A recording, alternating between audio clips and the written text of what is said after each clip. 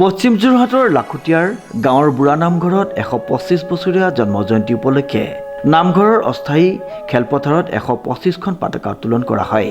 অঞ্চলটোৰ বিভিন্ন গাঁৱৰ নামঘৰ পৰিচালনা সমিতিৰ একোজনকৈ ব্যক্তিয়ে এই পতাকাসমূহ উত্তোলন কৰি হৰিনামৰ ধ্বনিৰে মুখৰিত কৰি তোলে।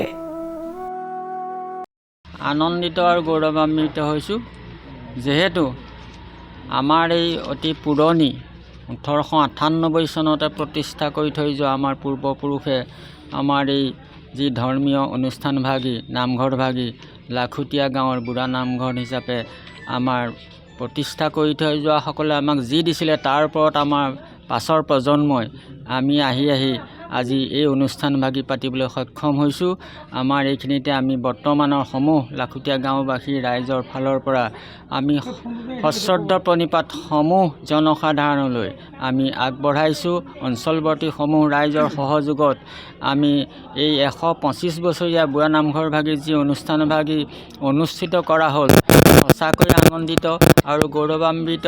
এইভাগী এনেকৈ যাতে আগলৈ অনুষ্ঠানভাগী জীয়াই থাকে, পাছৰ প্ৰজন্মই যেন ইয়াৰ ইতিহাস ৰাখি আমাৰ এই অনুষ্ঠানভাগীৰ এটা সুন্দৰ পৰিৱেশ ৰচনা কৰে, এয়াও আমি কামনা কৰিছোঁ।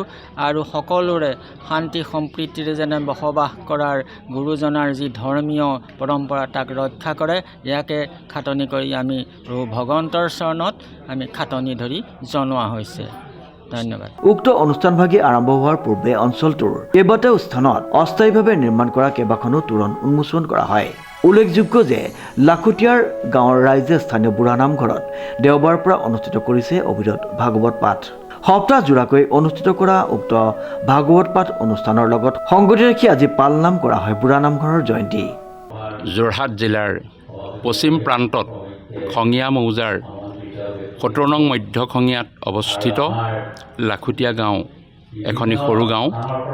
এই গাঁৱত 1898 খ্ৰীষ্টাব্দতেই সেই সময়ৰ কেইবাজনো বৰেণ্য ব্যক্তিৰ আপ্ৰাণ চেষ্টাত মহাপুৰুষ শ্ৰীমন্ত শংকৰদেৱ গুৰুজনাই সৃষ্টি কৰা নামঘৰ একশৰণ ভাগৱতী ধৰ্ম প্ৰচাৰৰ উদ্দেশ্যে যি সৃষ্টি কৰিছিলে, সেই সৃষ্টিৰ আধাৰতে সেই লক্ষ্য আগত ৰাখি আমাৰ এই গাঁওবাসীৰ সেৱাৰস্থলীৰ মূল হিচাপে এই লাখুটীয়া গাঁৱৰ বুঢ়া নামঘৰভাগী স্থাপিত হৈছিলে।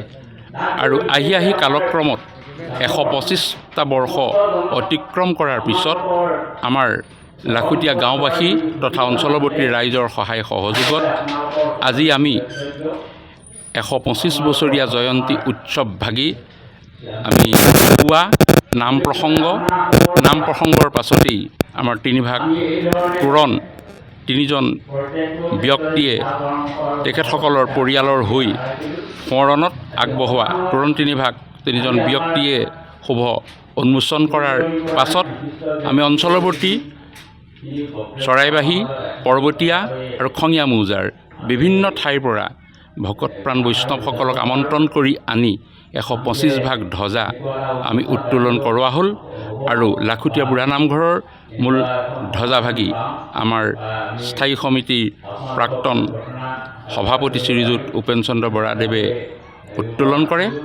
আৰু অহা কাইলৈৰ পৰা এই নামঘৰত অনুষ্ঠিত হ'ব লগা অবিৰত ভাগৱত পাঠৰ সন্মানিত উদযাপন সমিতিৰ সভাপতি ডক্টৰ অমূল্য বৰা আৰু কাৰ্যকৰী সভাপতি মাণিক বৰাদেৱে সহযোগিতা আগবঢ়োৱা এই উত্তোলন কাৰ্যসূচীটোৰে আমাৰ আজি শুভ আৰম্ভ হোৱাৰ পাছতেই আমি এখনি গ্ৰন্থ উন্মোচন কৰাৰ মানসেৰে এখনি চমুকৈ সভা আহ্বান কৰা হৈছিল। সভাখনিৰ সঞ্চালনা কৰে ডক্টৰ অমূল্য বৰা আৰু নিৰ্দিষ্ট বক্তাৰূপে শ্ৰদ্ধাৰ শ্ৰীযুত ৰূপেশ্বৰ নায়ক ডাঙৰীয়া আৰু গ্ৰন্থখনি উন্মোচন কৰে জগন্নাথ বৰুৱা মহাবিদ্যালয়ৰ অৱসৰপ্ৰাপ্ত অধ্যাপক ডক্টৰ মাণিক শইকীয়া ডাঙৰীয়াই। গতিকে আমি লাখুটীয়া গাঁওবাসী তথা অঞ্চলৱৰ্তী ৰাইজে যি সহায় সহযোগ আগবঢ়াইছে আমি সঁচাকৈ ধন্য মানিছোঁ আৰু তেখেতসকললৈ আমি আন্তৰিক কৃতজ্ঞতা আৰু ধন্যবাদ জ্ঞাপন কৰি আমাৰ গুৰুজনাই দি থৈ যোৱা এই নামঘৰ ভাগীৰ যাতে সদায় আমাৰ বন্তিগছি প্ৰজ্বলন হৈ থাকে, এই আশাৰে আমিও আশাবাদী। আৰু সেয়েহে সমূহ ৰাইজক আমি এই চেগতে আন্তৰিক কৃতজ্ঞতা জনাই অহা কাইলৈৰ পৰা হ'ব লগা 8 দিনীয়া ভাগৱত অবিৰত ভাগৱত পাঠৰ কাৰ্যসূচীত সহায় সহযোগ কামনা কৰিছোঁ। ইফালে এই জয়ন্তীৰ উপলক্ষে উদযাপন সমিতিয়ে প্ৰকাশ কৰি উলিওৱা ইতিবৃত্ত নামৰ স্মৃতি গ্ৰন্থখন উন্মোচন কৰা হয়। নামঘৰ চৌহদত অনুষ্ঠিত হোৱা এক গাম্ভীৰ্যপূৰ্ণ অনুষ্ঠানত গ্ৰন্থখন উন্মোচন কৰে অৱসৰপ্ৰাপ্ত অধ্যাপক ডক্টৰ মানিক শইকীয়াই। উক্ত অনুষ্ঠানত কেইবাজনো বিশিষ্ট ব্যক্তি আৰু স্থানীয় ৰাইজ উপস্থিত থাকে। প্ৰশান্ত গায়নৰ ৰিপৰ্ট, নিউজ নাও।